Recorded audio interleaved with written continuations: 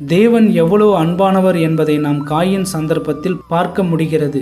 Coin தேவனுக்கு ஏற்ற காணிக்கையை கொடுக்காத போதும் தேவன் காயினை சந்தித்து அவனுக்கு புத்திமதிகளை தேவன் வழங்கினார்.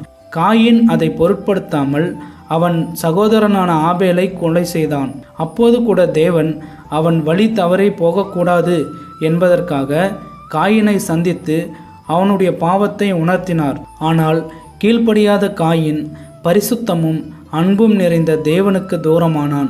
அவ்வாறு அவன் தூரமானதினால் அவனுடைய தலைமுறை தேவனுக்கு கீழ்ப்படியாதவர்களாக, தேவ பயமற்றவர்களாக, பாவம் செய்கிற உணர்வற்றவர்களாக, தேவனுக்கு விரோதமான வாழ்க்கையை வாழ்ந்தார்கள்.